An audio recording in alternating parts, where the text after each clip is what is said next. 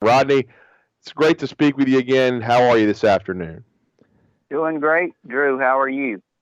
Doing great, Rodney. Really doing well, and it's pretty amazing. I just saw a funny tweet, and I know you've been doing this since 1996, and when you first started TiderInsider.com, Alabama, the series with Tennessee had just started to turn in the Vols' favor, and Alabama had lost for the first time in many a moon in 1995 after another lengthy, because this has been a weird series. It's been a one of streaks, and Alabama was on a nice streak that ended after 1994 as Peyton Manning led the Vols to a win in Legion Field, and then they bounced back to beat Alabama. Probably shouldn't have won that game in 1996 inside Neyland Stadium, but they beat the University of Alabama, and they went on to quite a streak themselves until Alabama snapped, I believe, a 7-game streak in 2002, led by Tyler Watts inside Neyland Stadium. But what are some of your thoughts about this Alabama-Tennessee series, which for many, many years, I know Auburn is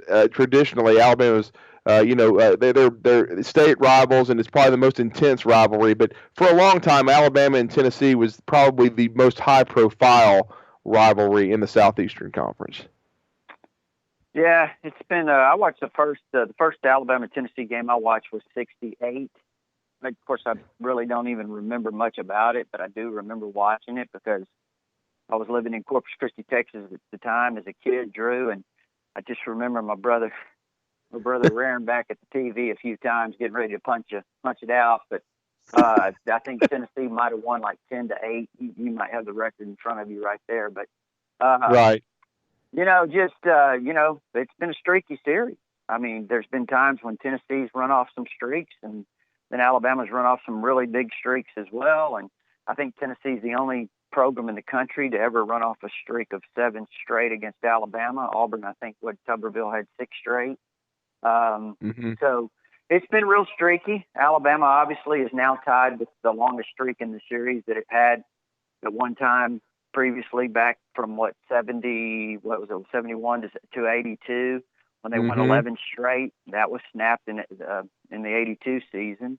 So here we are again, 11 in a row, going back to Knoxville and looking to make it number 12. Yeah, we are. We are looking to make it number 12 in the third Saturday in October. Still so much tradition, and it's kind of ironic because Rodney, the what I've always kind of considered is, and I started thinking about this the other day, is I think you and I can harken back. It's hard to believe it's been nearly a year ago now, but it has. That it was my kind of watershed moment, and just realizing how special I thought Tua Tagovailoa could be was what we saw him do in that game against Tennessee last year. I know Alabama had a sizable lead, but the throw he made, still one of the, I think, top. Now you have to go back and think through, even though it's only been 7 starts. He's made so many unbelievable throws, but still one of the most unbelievable throws he's made on the run to Henry Ruggs for, I believe it was 64 yards and a touchdown to kind of close out the scoring against Tennessee, and then on a long yardage play for Alabama, and then the run he made, the 30-plus yard run for a touchdown to a Tagovailoa. It's ironic because it was, for me, that was kind of the moment that I thought Tua needed to be a bigger part of Alabama football going forward. Was his performance last year in Bryant-Denny against Tennessee? Yeah, I remember that game well. I mean, I remember the thing that really struck me was, at the beginning of that game, well, actually before the game, sitting in the press box, and there was absolutely no electricity in the stadium, I didn't think. Mm-hmm. And it was kind of strange, being the third Saturday in October. I think part of that was that, Alabama's dominance, the expectation that Tennessee not being very good last year, that Alabama would roll, kind of a ho-hum type expectation, I think, going in. And Alabama really struggled offensively, wasn't very productive, as I recall, and eventually, got a sizable enough lead to put 2 in the game. And I just remember that, the entire excitement level once he got in just elevated immensely. You could feel the excitement when he came in the game. And, then he had the interception that was returned, I think, 97 yards for a touchdown, whatever it was. But the way he bounced back and, you mentioned the plays that he had. He had some other great throws in that game. And, you could just sense that even before then, actually, well before then, you could sense that he had special ability. But that game just kind of was further proof that, this kid's got something really special. And, we know how it's all panned out now and where he is. The key now as you start to look forward, Drew, is where does he stand in terms of his knee? And Coach Saban said yesterday that he's actually better this week than he was last week. So, hopefully that's the case, and hopefully he's, whatever, fairly close to 100%, or certainly can play in this game, and because he's a guy that can make a major difference. Yeah, he can, and we're not just no disrespecting Jalen Hurts. He's done his job this year. He's done a very nice job of coming in, maintaining leads, and closing games out. But I still think that there's nobody that knows Alabama's personnel more than Jeremy Pruitt, and I know you respect Coach Pruitt quite a bit yourself. And he's in his first year coaching. They ideally don't have enough talent, but again, to me, what gives Alabama over everybody right now in college football the advantage is having a quarterback like Tua. And despite the fact I know Jalen Hurts won there 2 years ago, Rodney, this team's still rebuilding on defense, and right now does not have a punter like J.K. Scott. So to me, if Tua Tagovailoa is not in the lineup, I know the point spread right now is 28.5. You have to at least cut that in half. If Jalen Hurts is at quarterback, because I think the game is going to be much tougher to win. It's very winnable for Alabama, but I think Tua Tagovailoa is the X factor for this football team. Well, I think overall you could probably say that in every single game. Exactly. From here on out. He certainly is the guy that kind of sets Alabama apart. And, just watching some of these other teams, primarily the top teams, and you look at them, and Alabama's always had, since Nick Saban's been here, since he got it rolling, they've had such a talented edge, I think, and they developed these players on another level that they've just out-talented people for the most part. They really haven't had to have a quarterback that could make, the great plays. He just had to manage the game and not mess it up, and for the most part, obviously A.J. McCarron was a little bit different. He could manage the game, but he also could make a lot of plays for you. But, as you look at them now, Drew, I think a lot of these teams are a little bit closer in talent overall right now. I think part of that's obviously because those teams are recruited well and developing some of those players, and Alabama's lost some players and had some injuries to this team that kind of evens things out. And I do think that when you look at Tua, he's the guy now that probably sets Alabama apart. So it's kind of, in the past where they didn't really have to have a quarterback who could probably be the difference maker. And now it's probably more so that, you have a guy like Tua that is the difference maker. And probably what sets them apart right now. So, yeah, he's vital to the team because of what they do offensively. He's a distributor, as Nick Saban says. He wants a distributor at quarterback, and that's what Tua is. You've got all these weapons. We've seen them. We've talked about it before the season started. You had the great receivers, the young receivers, Judy, Smith, and Ruggs, and, Jalen Waddle now in the mix, and Irv Smith, and the tight ends. Hell, Hinchis has been a factor too. So, all of those weapons that they have, and then the running backs and utilizing some of them as receivers too. So all of those things together, I think, with Tua at quarterback, he's what kind of pulls them all together in terms of, making this thing kind of work. And Rodney, I just want to touch on this briefly just to get this out there and get your opinion on it. And I have mine as well. But there was a lot of rumors out there, and Coach Saban referred to them in his press conference yesterday on Monday about, Tua's injury and about maybe potential knee scopes and things of that nature. But just in your opinion, Coach Saban is very transparent when it comes to practice time, and when it comes to injuries and surgeries, he usually announces all that kind of thing. And he talked about how good Alabama's medical staff is, and Jeff Allen and those guys. But to me, if Tua Tagovailoa had a scope last week, or if he had one on Sunday, we wouldn't see him on the practice field, and he's certainly, according to Coach Saban, been practicing each day. Yeah.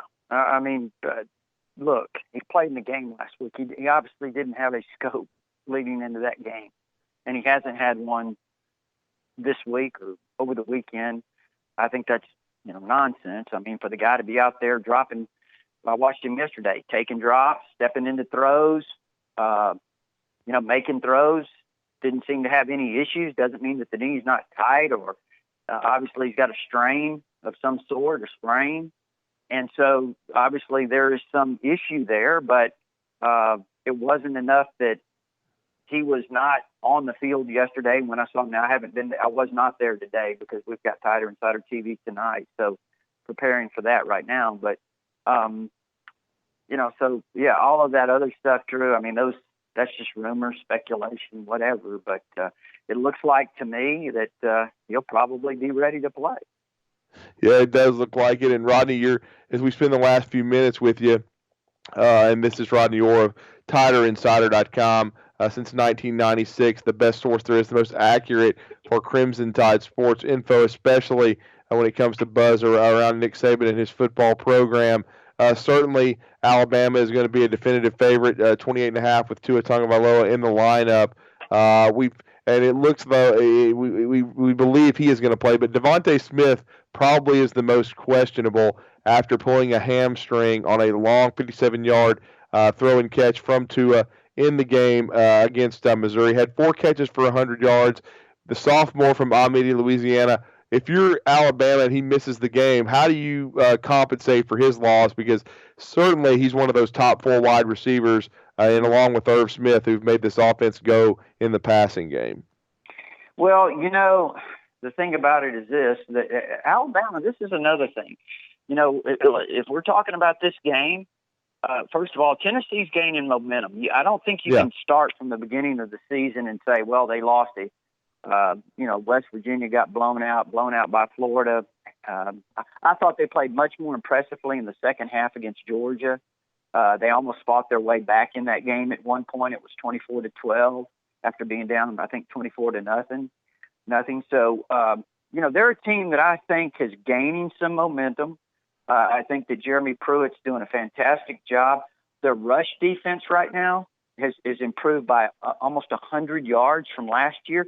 They came in this game last year giving up 251 yards a game on the ground. This year, they're down to, I think it's 152, 153, something like that. So he's done a tremendous job on that side. They're gaining confidence. Their quarterback, Jarrett Guardantano, had a great game against Auburn, had the game of his life. He's only a sophomore, but he was 21-32, threw for, I think it was 328 and a couple of touchdowns. Here's a guy that's gaining confidence. The running game's getting a little bit better. They've got an excellent running back, Ty Chandler, who's really versatile. So you talk about all these improvements that they seem to be making in the momentum, confidence. They win a game. They snap that 11-game losing streak in terms of SEC road games, and that's huge for them. That gives them a lot of momentum. So I think as you head back into Knoxville, this is a team thinking, hey, we can compete with Alabama. Jeremy Pruitt knows the personnel here. I think he's a tremendous defensive coordinator. I think he'll put together a really good plan. So all of those things, as you start to think about it, and then you add on top of that, you mentioned Devontae Smith. Alabama's somewhat of a beat-up football team right now. They're in need of a break. And so I think that's what probably, if Tennessee's got a chance, all of those things would be why. So I think it's a game that, to me, I expect Alabama to win the game. Alabama's the superior team, superior talent, but all of those things could even it out a little bit. Yeah, it could. And Rodney, if the potential absence of Devontae Smith, I certainly would move Jalen Waddle up into that top 3, the electric freshman, along with Jerry Jeudy, who's probably been as good as any receiver in the country in college football, and then Henry Ruggs. And Ruggs was a little gimpy at the end of the game as well against Missouri with an ankle issue. Who do you potentially think we could see step up? Would a guy like Derek Keefe, who made a catch late in the game against Missouri, be one, or who's somebody you'd be watching? Well, again, yesterday at practice, all 3 of those first-team guys that you're talking about, Ruggs, Smith, and Jerry Jeudy, seemed like they had a light day. Kind Right. of getting some rest, maybe getting the legs back. You talked about Smith with the hamstring. He could be very questionable for this game. Ruggs limping around a little bit with an ankle. We'll see there. Obviously, Waddle's a guy you would think they would plug in if Devontae can't go. Waddle's going to play regardless, but he might be a guy that they would plug in that spot, or among the top three receivers for sure. And then you mentioned Derek Keith. He's a guy that's got some size. He's got some experience. He's been around, fifth year in the program. So, he's made a couple of really good grabs this year. Had one earlier in the season, great reception for a touchdown. So, he's a guy. I still keep waiting for hopefully Terrell Shavers, young redshirt freshman out of Texas. I think he's got a lot of potential. He played some last Saturday night against Missouri. Eventually, he's going to be a guy that's going to make a play somewhere along the line and maybe create a role for himself. Whether to be this year, I'm not sure, but he's a guy that certainly, is someone to keep an eye on. And again, we'll see what they, decide to do. But those are some of the guys that I think you could possibly see. Yeah, and then finally, really quickly, Rodney, what were your thoughts? Defensively, I thought Alabama made some strides forward after some disappointments against Arkansas, which should give them some confidence, even though they've lost Trevon Diggs going into Tennessee. Well, I thought Savion Smith played extremely well. I mean, obviously not just the two interceptions, and it did not surprise me. I know a lot of people thought that Missouri would pick on him and try to pick on him, and they did. And, Savion Smith's a great talent. There's no question. He was highly recruited coming out of high school, five-star player, went to LSU. Ended up in a junior college last year and now here. And it did not surprise me filling in for Diggs that he played well because he is a tremendous athlete. He started, the first three games at the other corner spot at right corner when early in the season. Then he missed that jam on the opening play against Ole Miss, and Metcalf had the big touchdown. And, Surtain filled that role and has really never relinquished it and has done extremely well. So it's really good to see, Patrick Surtain at one corner, Savion Smith at the other. And I think obviously Quinnen Williams is doing a great job on the defensive line. He's been a bell cow up there, and, he's gotten a lot of pressure on the quarterbacks, making plays. He had the sack. I think it was the safety that he had against Drew Lock. So he's been a force in the middle. Raekwon Davis has been coming on. Now, listen, Coach Saban kind of implied that maybe there might be a suspension of Raekwon. He didn't come out and say it like that, but he said that he implied that there would be, that he might miss some time. So I don't know what that means in terms of this game. Is it going to be a half, a quarter, or the whole game? We don't really know. But that was the implication, I thought. But Bugs and anyway, a lot of those guys up front playing really, really well, starting to play well. I thought they played much better against Missouri, obviously, as a defense than they did against Arkansas the week before. Mac Wilson had a great game. So I do think that as they continue to develop, this defense has a chance to be really, really good. Yeah, they really do. No question about it. Well, Rodney, we don't want to give away your prediction. We know you got to do that on TITV tonight with Gary Harris. You guys, for over a decade, been bringing everyone TITV on Tuesday nights on WVUA. We'll let you go get to that. But we always appreciate your time, and let everybody know how they can connect with TiderInsider.com, which has been around since 1996. And you were almost right, Rodney. You almost hit it on the head. That 1968 Alabama-Tennessee game was 10-9 Volunteers. 10-9, okay. Thought it was 10-8. But, yeah, Drew, we've been doing this. You mentioned TiderInsider.com, 22 years. Gary Harrison and I have been doing Tider Insider TV. This is our 19th season. Wow. So the show's been running quite a while, and that's tonight at 6:30 on WVUA 23, of course. And, TiderInsider.com, only $48 a year, just $4 a month, Drew. And that gives you information, all of our premium information, as well as our forum. Well, there's been a lot of discussion today just flowing on there. So, again, if you're an Alabama fan, like to keep up with it day to day, it's certainly a place to do nonstop with the flow of information and opinion.